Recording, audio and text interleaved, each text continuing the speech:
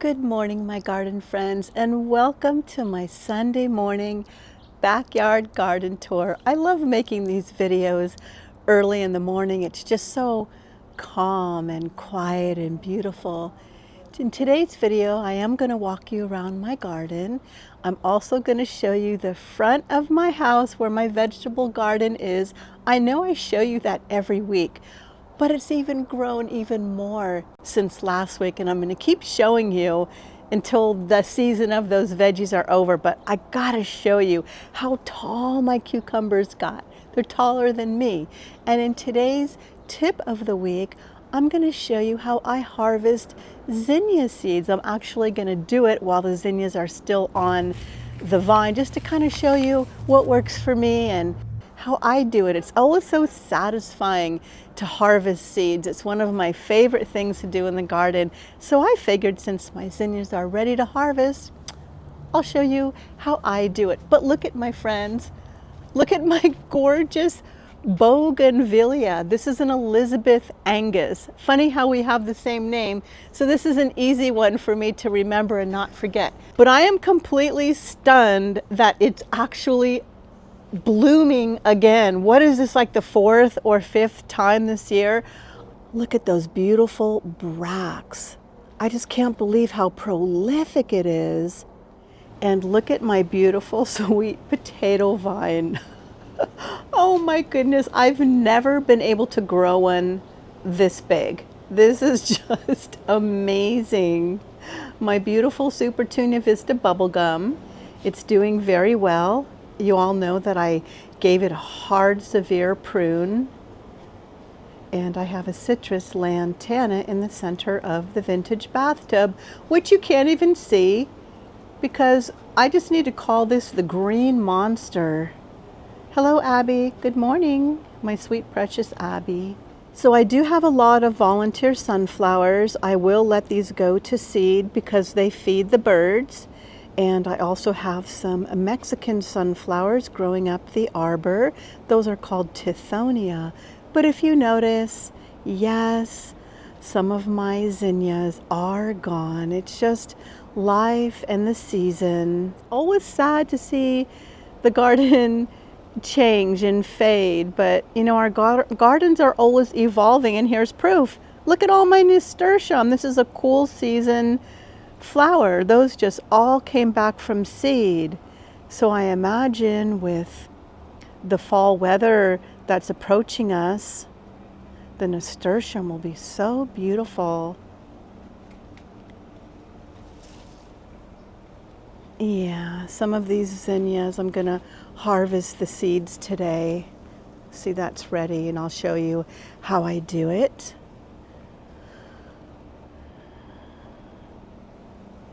This is such a pretty angle, huh? The zinnias in front of my children's fairy garden. My vinca is just such a wonderful performer. Thank goodness for vinca. I still have color in my garden. But one thing is for sure, my succulent propagation station. The succulents are so faithful. It's pretty hard to kill succulents. The only way you could really kill a succulent is if you overwater it. So these perform very well for me. They're low maintenance, and that's what I like. I'm really getting into low maintenance plants, especially at my age, 62. I want something that isn't going to give me drama and problems. Look at these beautiful string of pearls. And right here we have string of pickles. Here's a little back view of the back of my garden. This was a miniature rose I got at the floral department in the grocery store before I retired. It's doing well. And my Gara, it didn't perform as well for me as it did last year. But nonetheless, you know, that's just life, and some years things do better and some years they don't. Oh, that zinnia is flopping. Okay, another bubblegum vista. And there is my sweet cat Cookie. My gilded sun rose. I need to deadhead that today. And over in this tire, I have a Silver Falls dichondra. Look at how it's in a pot on top of the tires. Look at how it just kind of spread out. So I'm actually thinking about getting rid of all these tires. I'd love to know what you think. When I originally started putting my garden together, at that time in my life, money was pretty tight. So having these tires, oh my goodness, this thing just flopped. Having these tires was a way that I could add containers over here, and it was just kind of a fun and funky way to recycle something and upcycle something. I was really into it at the time, but I'm not sure I like them anymore. You know, we're always changing and our garden is always evolving, so I'm not quite sure. Maybe I should paint them. I have painted tires in the past, but what happens is the colors start to fade and then they get dirty and then they look worse. Maybe I could just kind of put a light coat of black over them, or just get rid of them and maybe put whiskey barrels. Let me say that again, whiskey barrels here. I would love to know what you think. Do you think the tires just kind of make the garden look yucky, or do you like them? Should I paint them black? I don't know. But my viewers, you guys, my friends, you always help me with making decisions in my garden. So I really do appreciate the comments you leave me. I look at all my comments. I respond to all my comments. So I really do appreciate your input. I'm okay with constructional criticism. I really am. So those are my thoughts. Now I gotta, oh my goodness, I think this, this is done. See, this is the season. It just flopped. It broke. But that's okay, because in a second, I'm going to harvest these seeds and show you how I do it. Okay, I got to show you my bridge garden. Again, because of you viewers, I added the blue rock, and I am so happy with it. Let me go over there and show you. So let's take a little walk to the back of my garden. To the front of my garden, because I'm in the back right now. Oh, and look there's sweet Cookie. Hi, Cookie. Hi, Cookie. Hi, honey. Here's my cactus corner, although I've been calling it my coleus corner because the coleus are doing so well. Look at that beautiful pink cordyline. And now we're going to come to the front of my garden, and I am going to show you the progress of my new bridge garden. The vinca is starting to slow down a little bit. It always does this in the fall, but look at my beautiful creeping Jenny and also my vinca minor or major. So I have creeping Jenny and vinca, trailing vinca, and the little vinca makes these little blue flowers. The vinca and creeping Jenny definitely look the same, but oh my goodness, my creeping Jenny, it's just so thick. Look at that. My wave petunias, I don't think they're going to come back. I have no idea, but I don't care because this creeping Jenny is just so thick and lush. It got really thick this year, probably because I pruned it so much. These are Supertunia Vista bubblegum in the center and jazzberry on the side. Okay, here it goes. I'm going to show you the blue rock in my bridge garden. I'm super excited. Ta-da! Now keep in mind this area is still under construction. I'm going to lay down some mulch and add some annuals or some ferns, but this is what I have so far. There's two different rocks. There's a larger rock that has lighter colors, and then there's a very, very small rock that's darker, and I kind of mixed them. But my idea is there's a little sculpture. It's a little boy fishing, and I'm thinking that I'm going to have him sitting on this rock, maybe over there, like he's fishing. And then another viewer, June, thank you, she suggested I put little fish with little pokers that stand up thin I guess, metal fish. Y'all have such great ideas and I really appreciate it. You definitely keep the artistic mind flowing with thought when you tell me what I should do. I love the way the turquoise bluish rocks just kind of add color over here. And this is my iron plant stand and my Freya the farmer, my scarecrow garden. And you can barely see this vintage bathtub as well. The flowers just completely took it over. And my little cottage garden. I will admit my marigolds are really starting to get infested with spider mites. I'm doing my best to keeping them away, but I think they're winning. Maybe I'll replace those with mums, because mums always do well over there in that corner. Let's walk through my narrow space vegetable garden, which is 3 feet, 4 inches wide. Look at all the beautiful peppers I'm still growing. Lunchbox orange snacking peppers, some of my favorites. Ta-da! Look at my cucumbers. I told you they were getting so tall. They're taller than I am, and they're almost reaching the top of the trellis. And if you look closely, they have a ton of little yellow flowers.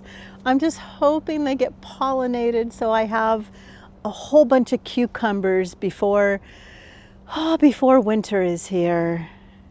In case you're new to my channel, I call this area my driveway garden because I'm growing vegetables in my driveway. It's just a way for me to utilize all the space on my property.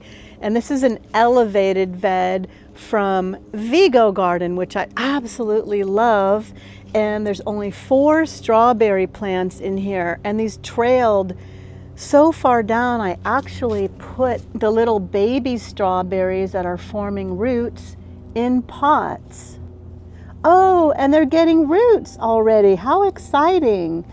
Once these do develop roots and they can live and be sustainable on their own, I'll cut the umbilical cord and separate it from the mother. But until they produce roots, I'll keep this line attached because they're still getting, fed and supported by the mother plant. But that's super exciting that I can reproduce all those new strawberry plants. And over here, I have a sweet potato vine, one that you can actually eat.